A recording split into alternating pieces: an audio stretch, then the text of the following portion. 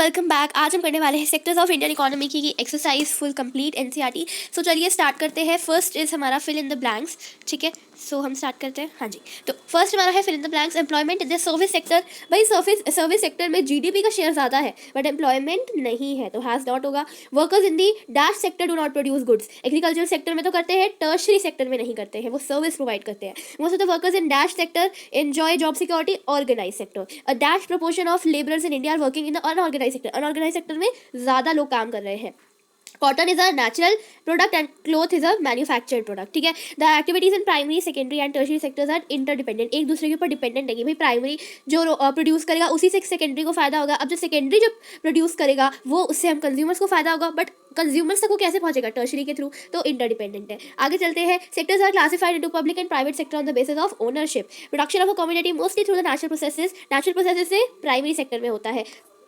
GDP is the total value of all final goods and services. ये सब हमने पढ़ा हुआ है। In terms of GDP the share of tertiary sector was, अब देखो इसमें ना आपको सबसे बड़ा कर देना है क्योंकि सबसे ज़्यादा टर्शरी सेक्टर लेके घूमती है। ऑल्दो ऐसे क्वेश्चन आते नहीं है बट फिर भी कभी कभार आ भी जाते हैं क्योंकि आपके एनसीईआरटी में दिया है, तो आप लिख देना हाँ भाई जो सबसे ज़्यादा ऑप्शन है वही। Next we come to match the following problems faced by farming sector. Unirrigated land. अब इसके लिए हम क्या कर सकते हैं? कंस्ट्रक्शन ऑफ कैनाल्स कर सकते हैं ना, तो चलो भाई इसको इससे मैच कर लेते हैं।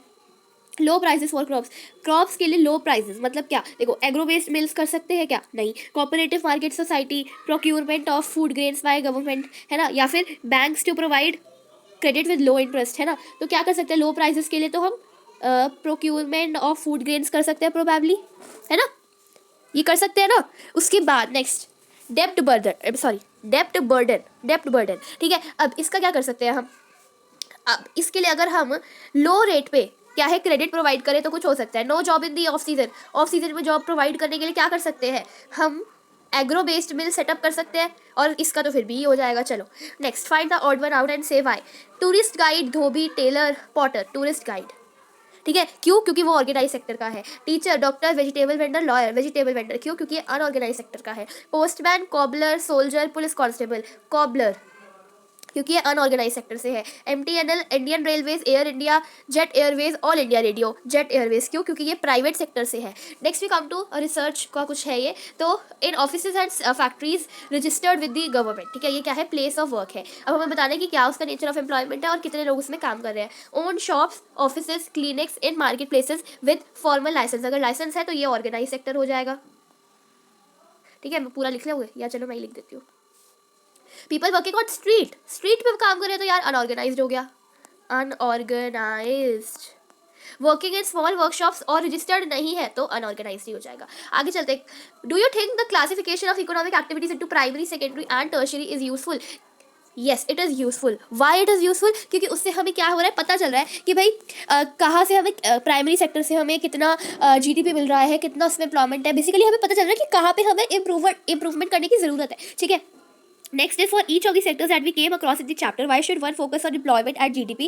Could there be other issues which should be examined? तो फिर आप ये वाला आंसर में हमें पहले ये पूछा है कि क्यों हमें एम्प्लॉयमेंट एट जीडीपी के ऊपर फोकस करने की ज़रूरत है।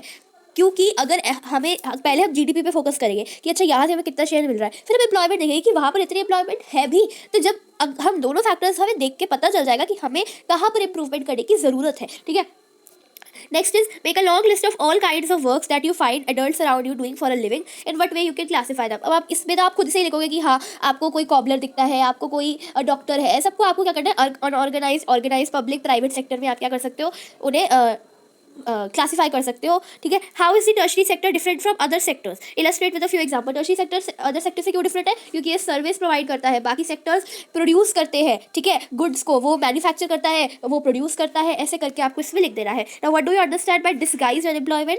कि जब कोई इंसान अपने पोटेंशियल से कम काम कर रहा है, बेसिकली अगर किसी जगह पे कोई काम कर रहा है, कोई भी वहाँ पे आइडल नहीं बैठा है, ठीक है, बट फिर भी अगर आप देखो कि अगर आपने जैसे मान लो 5 लोग काम कर रहे हैं एक फील्ड पे, जरूरत उसको 2 लोगों की ही है ना, मतलब 3 लोग निकल भी जाए तो कोई फर्क नहीं पड़ेगा, बट फिर भी वो नहीं निकल रहे हैं ना क्योंकि एम्प्लॉयमेंट ही नहीं है, तो वो क्या डिसगाइज्ड अनएम्प्लॉयमेंट। आप एग्जाम्पल्स के साथ लिख सकते हो। Now distinguish between open unemployment and disguised unemployment. जैसे मैंने अभी आपको ऊपर बताया वही आपको बताना है कि ओपन अनएम्प्लॉयमेंट में क्या है कि बंदा अनएम्प्लॉयड ही बैठा है, कुछ काम ही नहीं कर रहा है ना, और डिस्गाइज में क्या है कि एटलीस्ट काम कर रहा है बट अपनी पोटेंशियल से कम। Next is tertiary sector is not playing any significant role in the development of Indian economy. नहीं, बिल्कुल गलत है। क्यों? क्योंकि टर्शियरी सेक्टर ने जीडीपी में बहुत ज़्यादा शेयर दिया है, वो बहुत अच्छा सिग्निफिकेंट रोल प्ले कर रहा है ना। आप पूरा इसमें बता सकते हो।